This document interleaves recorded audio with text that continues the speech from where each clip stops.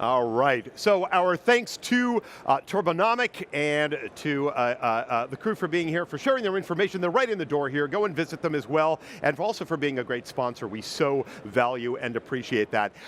This morning is all about partnership. And right now, I've got NetApp in the house with me.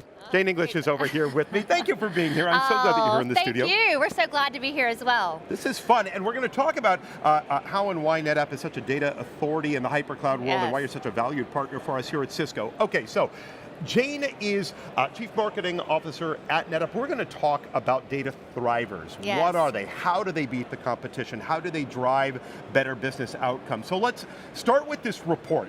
Okay. Just came out. Tell us about the report with IDC. How did it happen? Why did it happen? What was the point and the benefit? Sure. So as you mentioned, NetApp is the data authority for hybrid cloud. And so what does that mean exactly? So we're trying to figure out, and we kept having customers come to us saying, how do I simplify and integrate data and applications across on-prem, cloud, and multi-cloud environments? Because I have to accelerate digital transformation. And so we said, let's figure out who's doing it the best today. Who's boldly thinking about data? How is data disrupting, reshaping industries, and how are they accelerating what they're doing to drive bottom line business results? So we partnered with IDC, and we said, let's go figure out who's actually doing it the best. Interviewed 800 companies worldwide, 15 industries, took months to get this really done.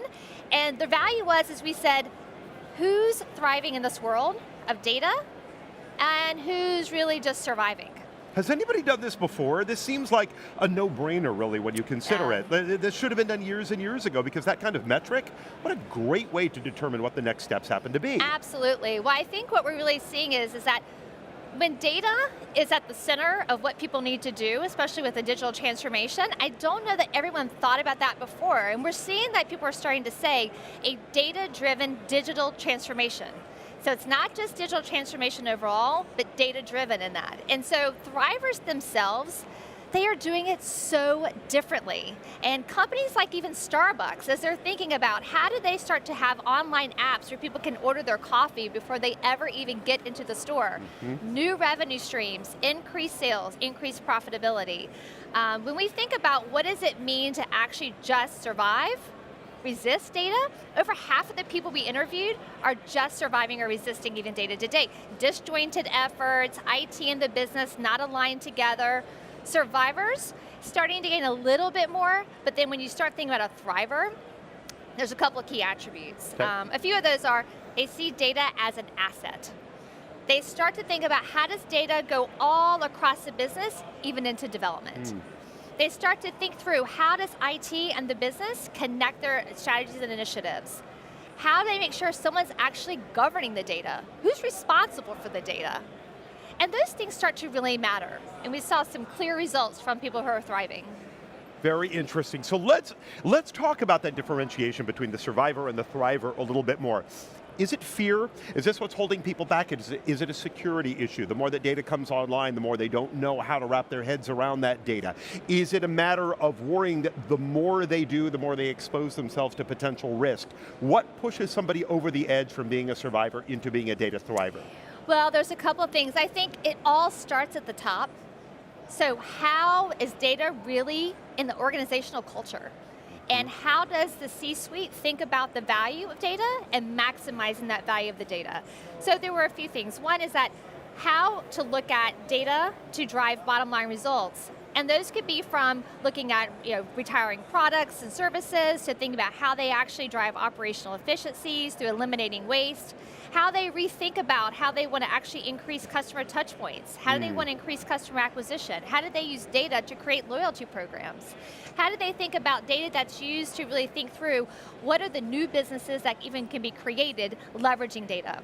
So this is really a digital transformation story when we get right down to it. Absolutely. What do you see as being maybe, let's say, the primary phases in that digital transformation journey for all of us, for all our organizations, that turns us into thrivers? Yeah, there's a few things. I mean, what's interesting about these thrivers is they're only 11% of the companies that we interviewed.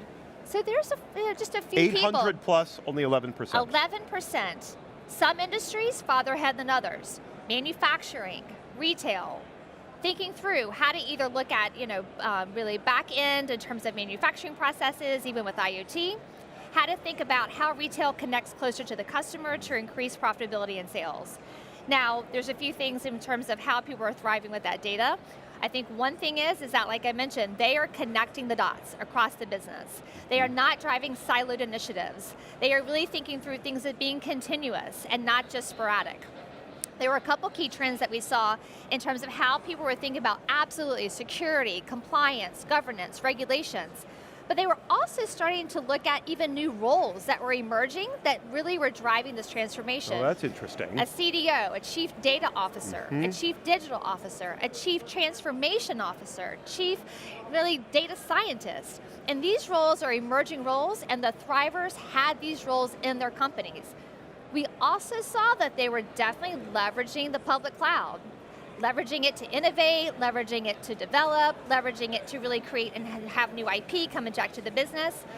But what was key is that if you don't start bringing that data back in and looking at it across all touch points, it's all for nothing. It's all for nothing, and so often we spend our time, we actually waste our time, I should say, chasing after the data after it has already been beautifully, neatly packaged and stored and tucked away. We're not looking at that data in real time. So it sounds to me that this 11%, these small number of companies that you're talking about, they have learned to handle data in a brand new way. So it's not just the network, it's not just the infrastructure or the data center, it's actually the data flowing through. How do we deal with it in real time? Know who our customer is, know how to respond to our customer, and I love this idea that you mentioned of bringing in new roles specifically dedicated to handling that content. Yes. That's exciting. It's exciting. I think it's exciting for the industry, and I think it's exciting for people who are coming in and having this new responsibility. They are really guiding the digital transformation, and what that means is a data-driven digital transformation.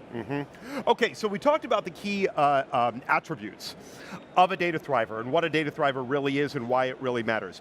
How does this kind of expertise, this knowledge, how does it help the customer in the long term? How does it help them define success? So let's talk about it from a NetApp side, so your customers specifically, and how you can make them better thrivers, and then what the result is going to be of those customers on their customers. Absolutely. Well, I think right now where technology is really changing everyday lives, digital transformation is at the heart and really the top of the strategic agenda for most companies. And more so, people are trying to think about how are they going to harness the value of data, and what does that mean to create value?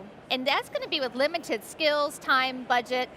But if we think about what it means to the customer and what they're really trying to drive in terms of that better, either increasing the touch points with customers, and we see today with even customers like Universal Studios who are thinking about how do I increase in the park experiences, even out of the park experiences.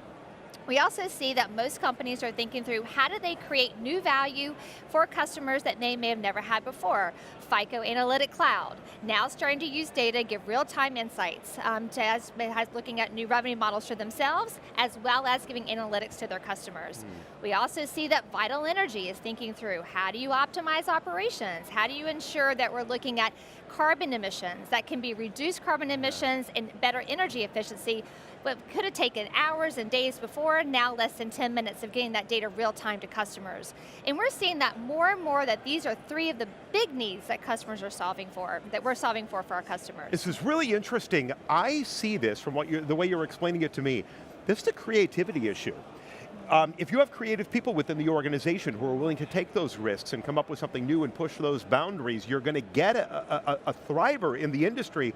Can we create creativity, or do we just have to seek it out as something that is natural within a company and maybe needs to be pulled to the fore? I think what we saw with the thrivers is that it is planned, that they are really looking at how do you orchestrate across the business. The survivors and resistors were ones where things were more disjointed. It was more project-based. It wasn't a planned, orchestrated opportunity across the business. With data, we have to make sure it is seamlessly flowing throughout every single line of business, throughout IT, and now that data is becoming more dynamic, you're constantly looking for the latest source of truth, it's definitely more distributed. And that could be through SaaS applications, it could be in the cloud, it could be in IT. Then how does it become even more really what we think about in terms of it being structured, unstructured, machine learning? So really the diversity of data is changing. So we have to put data at the center of what we do. We have to think about how data is changing how we think about digital transformation. And we've started to really note that we think that there are visionaries that are now starting to emerge that are really thriving with data. And that's part of what NetApp is talking about right now, is these bold, disruptive leaders who are emerging in the market. Find them, push them to the fore, make them the leaders of the future. Be and the people role models. Be the role model. I don't know that we can put any better cap on this conversation than that. I am so glad that you had a chance to come in, take a time to talk with us. Jane English, CMO with NetApp. Thank you so much for taking the time to join us. And it was such a pleasure to meet you. I know, so fun. Thank you.